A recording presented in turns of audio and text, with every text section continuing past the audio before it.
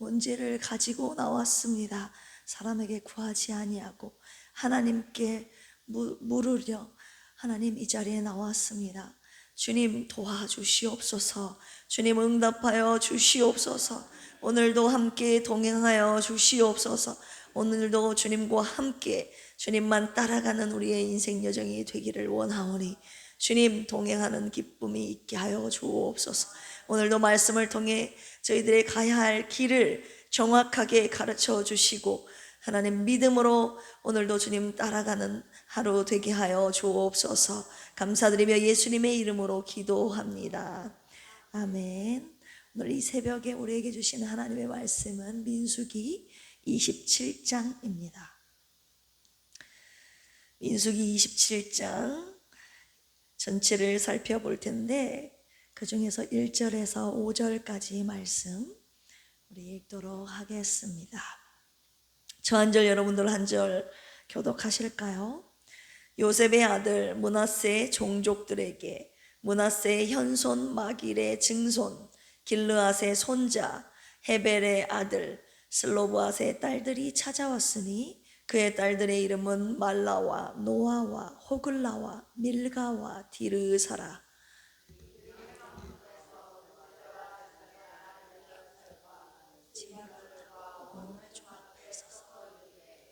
우리 아버지가 광야에서 죽었으나 여호와를 거슬러 모인 고라의 무리에 들지 아니하고 자기 죄로 죽었고 아들이 없나이다.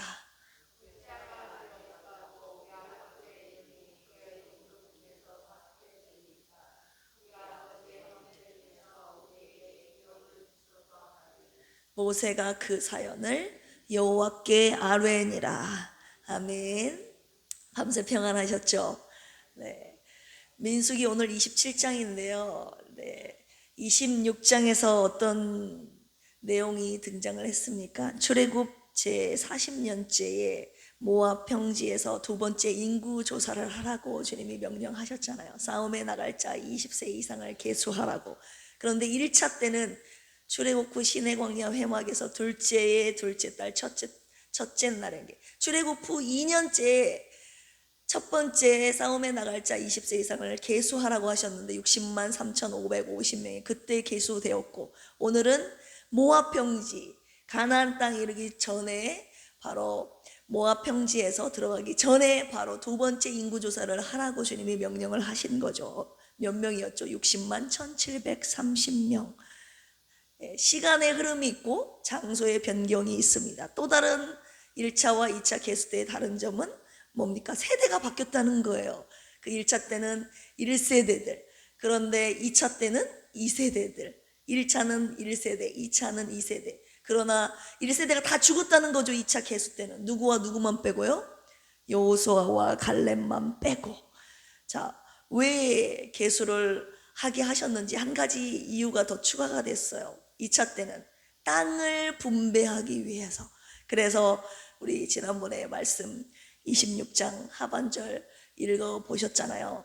땅을 20세 이상 싸움에 나갈 자를 계수하라고 각 지파별로 주님이 가문대로 총수를 계산하게 하심은 이제 싸움에 나갈 자 계수함과 더불어 이제 땅을 본격적으로 가나안 땅에 들어가서 땅을 분배해야 되잖아요. 그런데 땅을 어떻게 분배하라고 하시냐? 두 가지 원칙에 의해서 명수대로. 어떤 가문보다 어떤 가문은 명수가 이렇고 어떤 가문은 그 명수보다 훨씬 많다면 그 가문은 땅을 더 사람 명수에 비례하여서 사람 수가 많은 데는 더 땅을 많이 줘라 라고 주님이 그렇게 원칙을 내세우고 계십니다. 그리고 두 번째 원칙은 제비 뽑아서 땅을 분배하라고 그렇게 말씀하시죠. 죄송합니다. 오늘은 그에 이어서 민수기 27장인데요.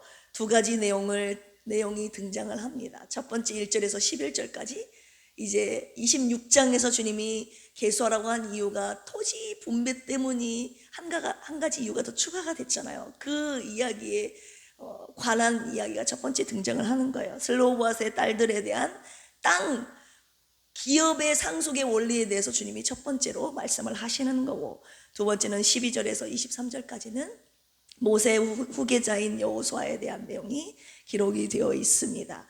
오늘 이 두 가지의 내용은 이제 하나님이 가라고 하신 그 광야 길을 따라서 하나님이 명령하신 명령을 따라서 행할 때에 생기는 두 가지의 문제점이 발견이 되는데요. 그 문제점을 하나님이 어떻게 해결하시는지 그 방안에 대한 내용이기도 합니다. 그래서 오늘의 제목은 따라서 해볼까요? 문제를 해결하시는 하나님. 네, 첫 번째 문제를 먼저 살펴보겠습니다. 1절에서 11절까지 보시면 방금 1절에서 5절까지만 읽었는데 요셉의 아들이 누구죠? 므낫세와 에브라임이잖아요. 그런데 그 중에 첫째 아들이었던 므낫세의 현손이라고 나와 있습니다. 현손이라고 하면은 손자의 손자를 말하는 거예요. 그러니까 한마디로 4대손. 네, 4대손인 슬로브앗이라는 사람의 딸들이 찾아온 것입니다. 모세에게. 근데 딸이 몇 명이라고 나와 있어요? 5명이라고 나와 있죠. 1절에 그 이름이 기록되어 있죠. 말라노아, 호글라, 밀가, 디르사. 왜 찾아온 것입니까? 아버지가 광야에서 죽었는데 아들이 없고 이 슬로브앗에게는 딸만 5명이 있는 거예요. 그래서 우리에게도 좀 기업을 주십시오, 땅을 주십시오 라고 이렇게 간구하러 온 것이죠. 왜냐하면 이 당시의 땅은 남성에게만, 아들에게만 땅이 상속되고 분배되었기 때문입니다. 그런데 가장인 아버지가 죽고 땅을 분배해야 되는데, 상속해야 되는데 아들은 하나도 없는 거예요.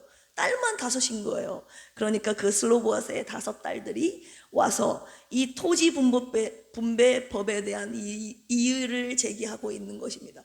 우리 아버지는 죽고 아들은 없는데 딸들은 5명인데 그러면 우리는 땅 없이 어떻게 삽니까?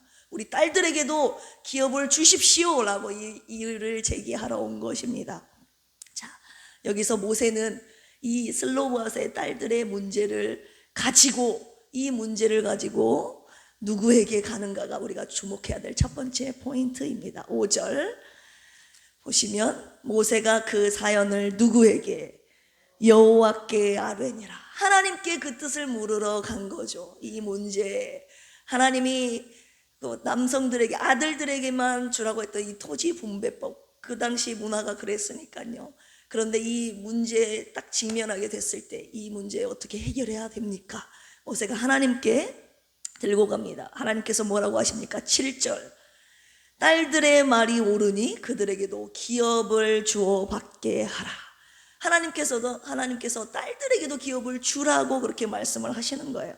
토지는 하나님께서 아들에게만 주시는 것이 아니라 아들과 딸에게 상속 재산으로 공평하게 분배하신 축복임을 하나님께서 말씀하고 계시는 거예요. 토지 분배법을 주님께서 확실하게 규명하고 계시는 것이죠. 이것이 하나님께서 첫 번째 딸들에게 주지 않았던, 그러므로 인해서 토지 분배에 있어서 생겼던 그런 문제들을 하나님이 주라고 해결하시는 장면입니다. 두 번째 12절 보시면 모세에게 하나님께서 이렇게 말씀하시죠. 너는 아바림 산에 올라가서 이스라엘 자손에게 준 땅을 봐라 말씀하고 계시죠. 아바림 산, 어떤 산이냐? 서쪽에 사해가 있고 동쪽에 모압 평지, 그 사이에 있는 산맥이에요. 산맥의 이름이 아바림 산인데 여러분 이런 산 이름은 많이 들어보셨죠? 느보산, 비스가산, 모세가 올라간 산, 그리고 죽은 산. 비스가산에서 모세가 올라가서 죽거든요. 비스가산, 느보산, 부올산 등의 봉우리가 있는 거예요. 아바림 산맥에 봉우리가 느보산 봉우리, 비스가산 봉우리, 부올산 봉우리, 이렇게 봉우리가 있다는 것을 표현하는 거예요. 그래서 성경에 보면은 모세가 느보산에 올라갔다, 비스가산에 올라갔다 이런 표현이 나요. 오늘은 아바림산에 올라가서 너희들이 가야 될 땅을 바라봐라, 그렇게 주님이 말씀하고 계시는 거죠. 13절 보시면 그 땅을 본 후에는 너도 조상에게, 아론이 조상에게 돌아간 것처럼 너도 조상에게 돌아갈 것이다. 무슨 말이에요?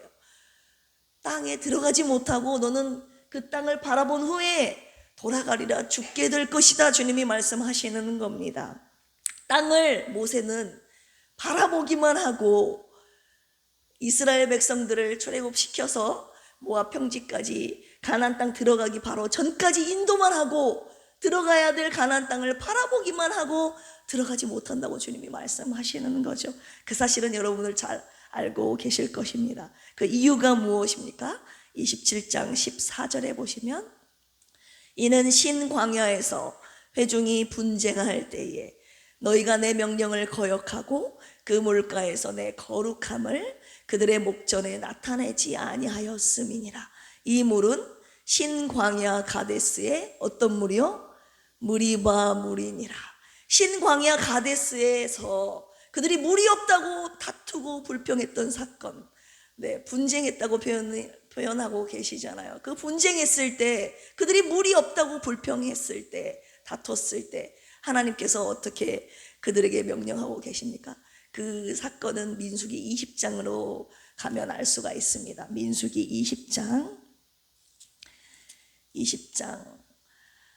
8절에 보시면 지팡이를 가지고 내 영 아론과 함께 회중을 모으고 그들의 목전에서 너희는 반석에게 명령하여 물을 내라 하라.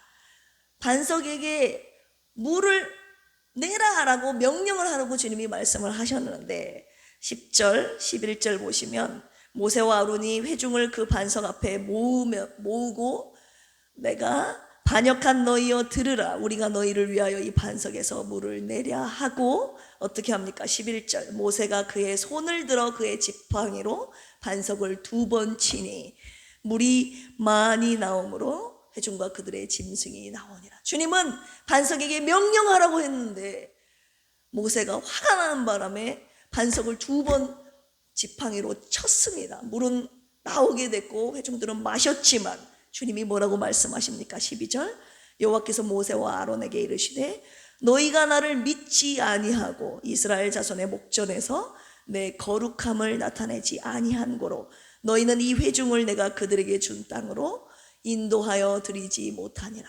방금 27장 14절에서 주님이 말씀하신 것과 똑같이 말씀하시는 거죠.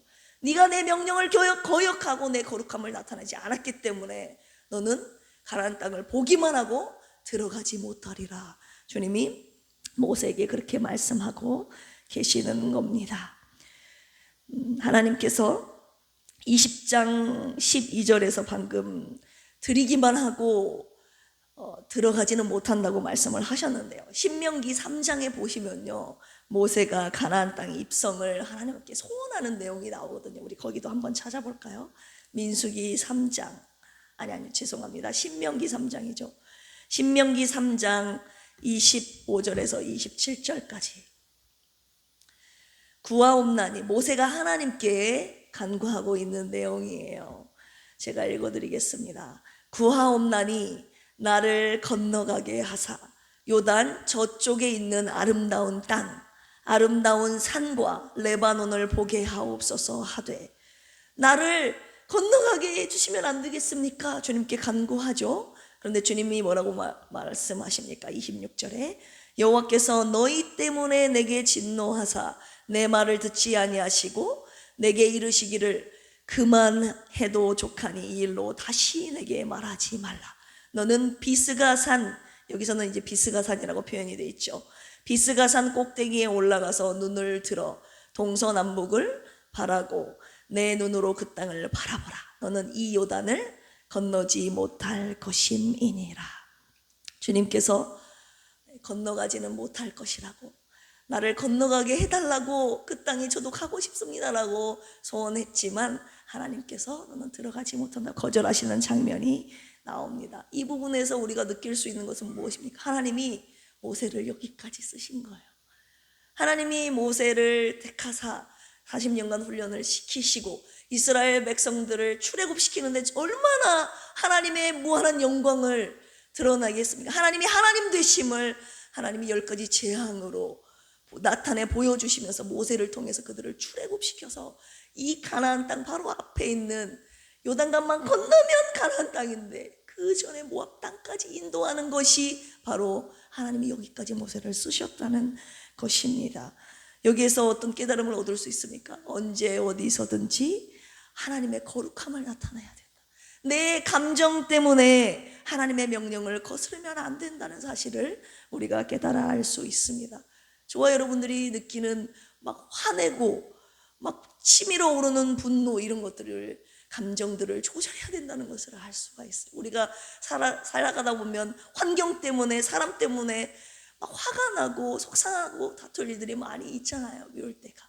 그런데 하나님께서는 감정조차 하나님의 명령 앞에서 조절하라고, 드러내면 안 된다고, 네 감정 때문에 내 거룩함을 훼손하면 안 된다고 주님의 명령을 거역하지 말라고 주님이 말씀하시는 것이죠. 자, 여기서 이제 모세가, 이스라엘 백성이 당한 두 번째 문제가 나타나게 되죠. 모세가 죽게 되면, 그렇다면 요단강을 건너 가나안 땅까지 누가 인도하느냐, 이 문제에 이제 봉착하게 된 겁니다. 두 번째 문제 생기게 된 거죠. 모세가 이제 자기가 못 들어가게 되면, 하나님이 나를 여기에서 내 생명을 거두어 가시면 누가 이 백성을 인도할 것입니까? 하나님, 저를 이어 후계자를, 그들을, 이스라엘 백성을 인도할 지도자를 한 사람을 세워 주십시오라고 하나님 앞에, 이 문제 앞에서 간구하게 되지요. 16절에서 17절에 이 간구하는 내용이 나와 있습니다. 그런데 하나님께서 누구를 세우십니까? 모세의 후계자로 눈의 아들 여호수아를 세우라고 주님이 말씀을 하시죠. 여호수아는 누구입니까? 18절 보시면, 민수기, 다시 본문으로 돌아가서 27장 18절, 여호와께서 모세에게 이르시되 눈의 아들 여호수아는 그 안에 뭐가 머문다고요?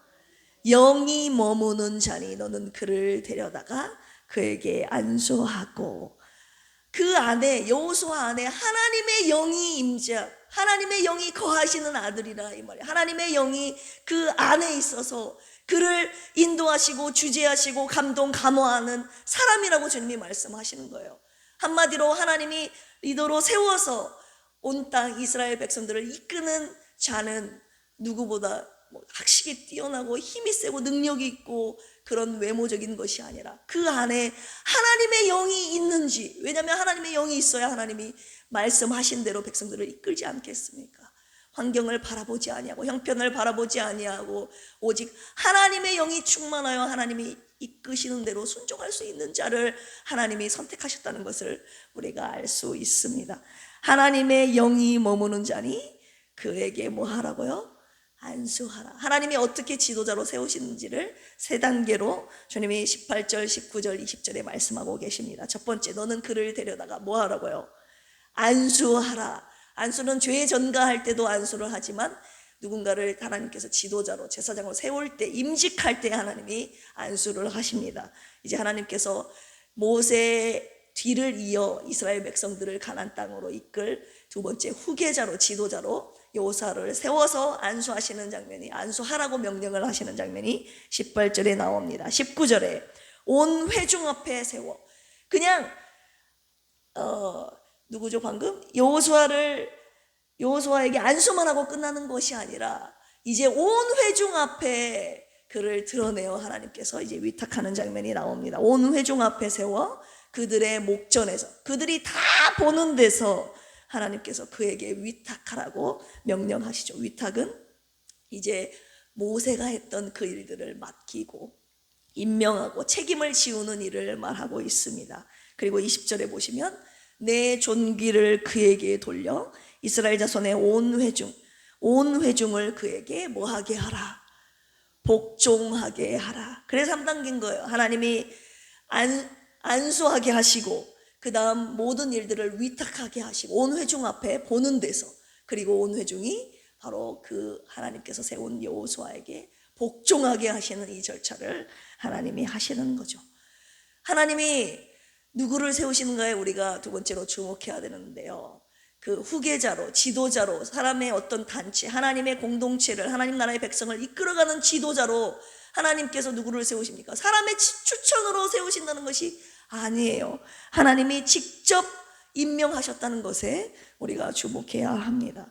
이것은 무엇입니까? 너는 그를 데려다가, 여호수아는 그 안에 영이 머무는 자니 너는 그를 데려다가 안수하고 온 회중이 보는 데서 그에게 위탁하고 너의 존귀를 그에게 돌려 모든 이들이 그에게 복종하게 하라. 하나님의 명령의 직접 지목해서 하나님이 세우셨다는 것은 뭡니까? 강력한 하나님의 심적 권위를 그에게 부여해 주시는 것입니다. 하나님께서 내가 세운 사람이다, 내가 직접 세웠으니 너는 그에게 복종하라 라고 주님이 말씀하고 계시는 거죠.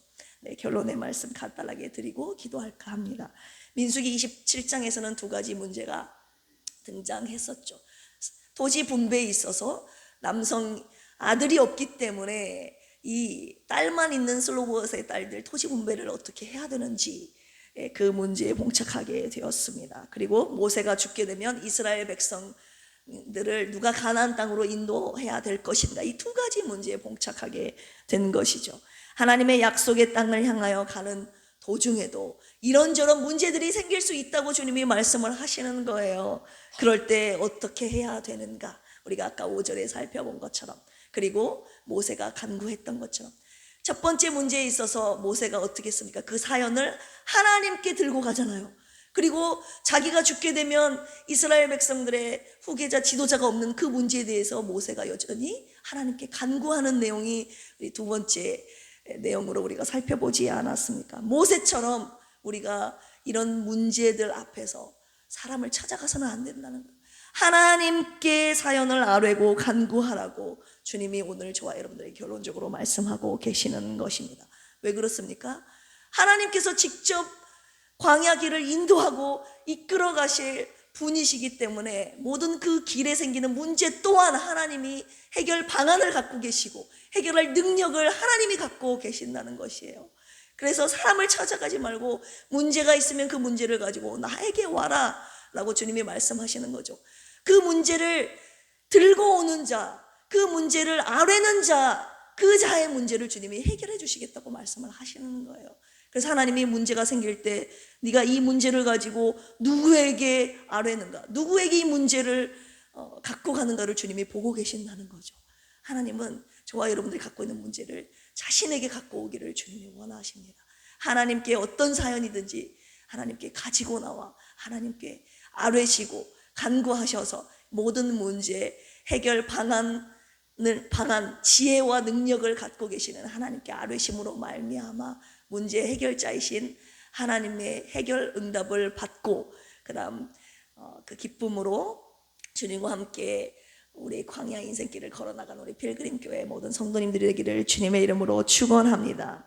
저도 문제가 생길 때마다 현실 앞에서 바로 당하는 문제들이기 때문에 좀 하나님께 아뢰기보다 사람에게 가까운 저희 남편이나 목사님이나 이렇게 많이 저도 사람을 많이 의지했던 것 같아요. 그런데 오늘 말씀을 통해서 하나님께 먼저 가지고 내 사연을 가지고 아뢰기를 주님이 원하시는구나.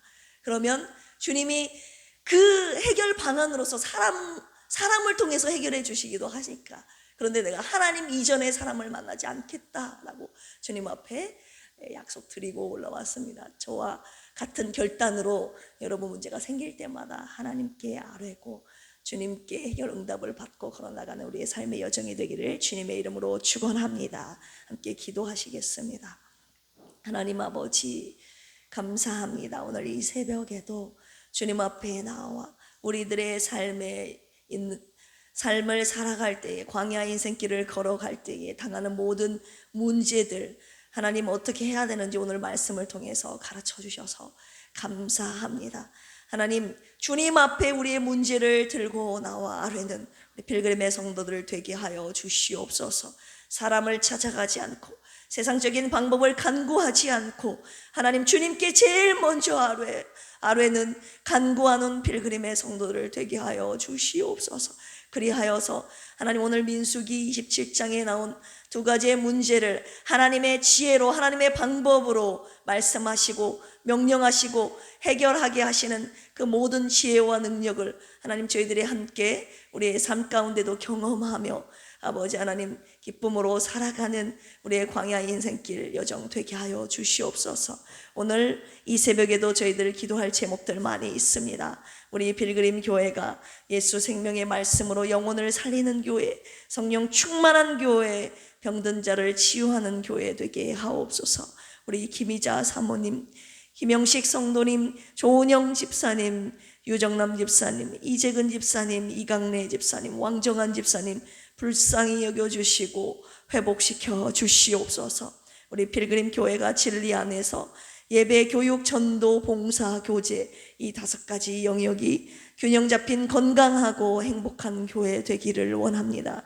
주님을 아는 지식이 자라가게 하시고 주님을 닮은 성품으로 변화되게 하시고 말씀에 순종하는 삶을 살아가는 성숙한 성도들, 결단하고 변화되는 성도들 되게 하여 주시옵소서.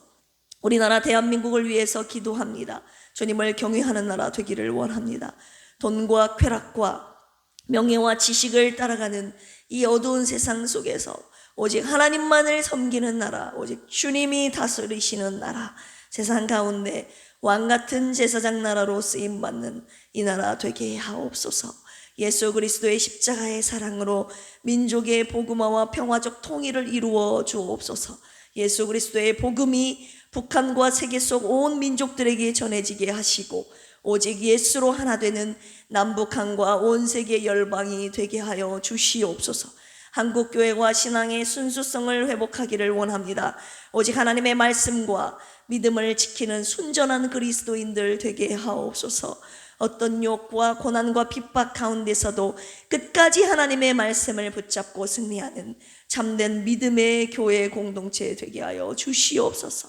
오늘도 주님께 우리의 모든 문제들을 아뢰 때에 주님 응답하여 주시고 해결하여 주시옵소서. 감사드리며 예수님의 이름으로 기도합니다. 아멘. 우리 주여 삼창하시고 기도합니다. 주여, 주여, 주여.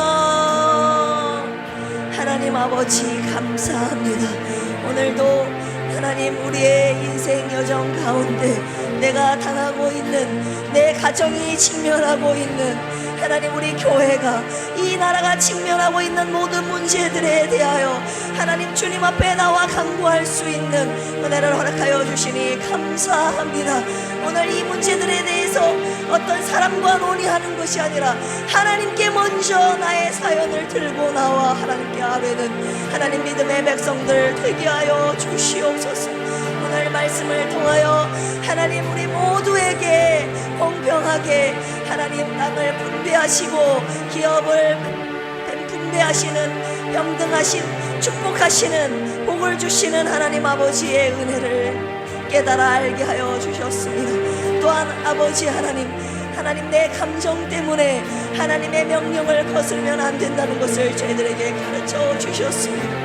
하나님 아버지 우리가 살아갈 때에 주님의 말씀하신 말씀대로 순종하며 나아가지만 상황에 따라 아버지 하나님 환경에 따라 그리고 사람 때문에 얼마나 나의 감정이 이리저리 흔들립니까? 아버지 하나님 화나고 분통할 때도 얼마나 많이 있습니다. 그럼에도 불구하고 주님이 우리의 감정을 다스리라고 명령하고 계십니다.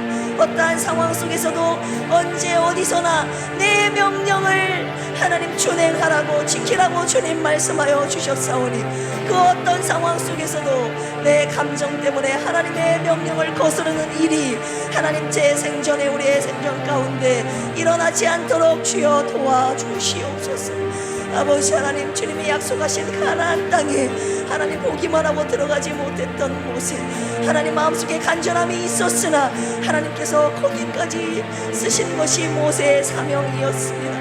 하나님 우리의 사명도 하나님이 정하시는 기한까지 계속될 텐데 하나님 나의 불순종으로 인하여 그 사역이 중단되지 않도록 주여 긍휼과 자비를 베풀어 주시고 늘 내 감정을 경계하며 아버지 하나님 절제하며 오직 하나님의 말씀에 순종하며 따라가는 필그림의 거룩한 성도들 되게 하여 주시옵소서. 어떠한 상황 속에서도 어떠한 문제에 직면할 때 하나님 오직 하나님께 아뢰고 간구하는 하나님 필그림의 모든 성도님들 되게 하여 주시옵소서. 그래서 주님께 더 가까이 나아가 하나님 모든 삶의 문제들에 대해서 온전히 하나님께 아뢰므로 말미암아 하나님께서 말씀하신 그대로 하나님의 지혜대로 하나님의 방법대로 하나님의 능력으로 우리의 당한 모든 문제들이 해결받고 하나님 걸어나가는 우리의 인생 여정 되게 하여 주시옵소서. 오늘도 우리의 모든 문제를 주님 앞에 아뢰오니 주님 해결하여 주시옵소서.